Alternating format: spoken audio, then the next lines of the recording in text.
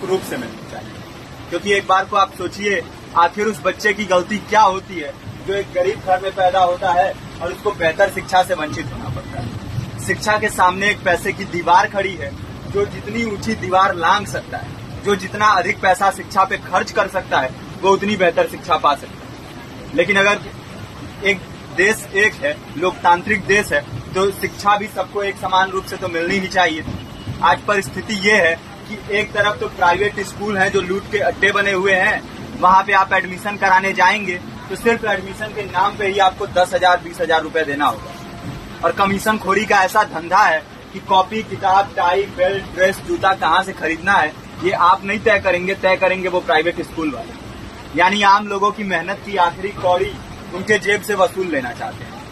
और दूसरी तरफ सरकारी स्कूलों में न तो पर्याप्त टीचर है, न पर्याप्त बिल्डिंगें।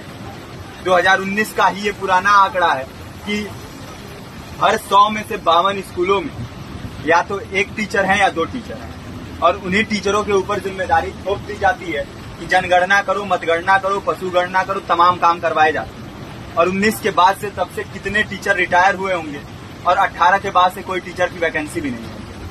आप खुद भी सोच सकते हैं ये परिस्थिति और कितनी बिगड़ी हो। इसीलिए हम लोग ये मांग उठा रहे हैं, चाहे कोई राष्ट्रपति का बच्चा हो या किसी मजदूर का, सबको शिक्षा एक समान मिलनी चाहिए और निःशुल्क रूप से मिलनी चाहिए। प्रेमचंद ने अपने दौर में भी कहा था कि एक सभ्य समाज में ऊंची से ऊंची तालीम मुफ्त होनी चाहिए और इसका पूरा खर्च गवर्नमेंट को उठाना चाहिए, क्योंकि हमारे देश को फौज से ज्यादा आवश्यकता तालीम की। और शिक्षा से जुड़ता हुआ ही दूसरा मुद्दा हम लोग उठा रहे हैं।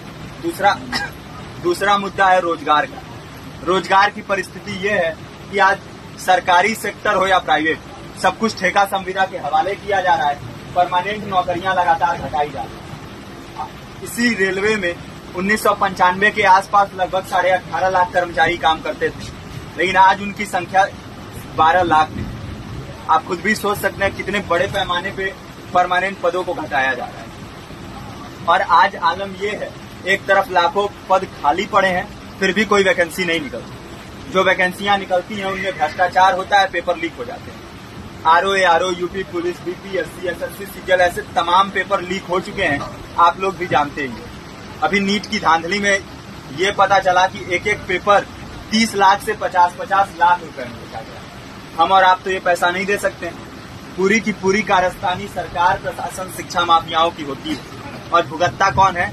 आम घरों के लोग, जो लोग सालों साल तैयारी करते हैं, दिन भर में 10-10 घंटे, 12-12 घंटे पढ़ते हैं। और इतनी कड़ी मेहनत के बाद, सालों साल की मेहनत के बाद उनके हाथ लगती है तो सिर्फ हताशा, निराशा, अवसाद। बहुत से छात्र नौजवान जो इस बेबसी में, इस डिप्रेशन में नहीं जी पाते, आत्महत्या तक के कदम उठा लेते हैं। लेकिन ये देश की विडंबना है कि टीवी चैनल, अखबार, मीडिया, नेता, मंत्रियों के लिए कहीं ये कोई मुद्दा नहीं है। उनके लिए मुद्दे हैं तो जाति, धर्म, रंग, नस्ल, अगड़ा पिछड़ा। आज जब पूरी परिस्थिति इतनी भयावह है तो ये जरूरी है कि लोगों के बीच में जाया जाए, लोगों को संगठित किया जाए और एकजुट किया जाए।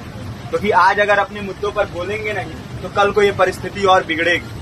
हो सकता है ले दे के अपनी जिंदगी तो हम लोग काट ले जाएंगे, लेकिन आने वाली पीढ़ियों को क्या भविष्य देके जाएंगे, ये भी सोचने वाली बात है।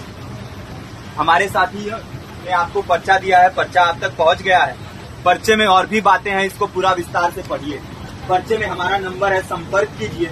फेसबुक का, इंस्टाग्राम का लिंक है, आप वहां पे जाएंगे तो आपको पता भी चलते रहेगा कि लगातार किन किन माध्यमों से हम इस अभियान को चला रहे हैं।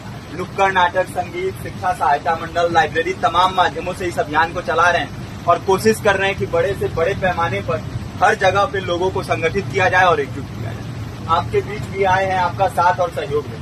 साथ इस रूप में कि आप भी हमारे इस कारवां और इस मुहिम से जुड़िए।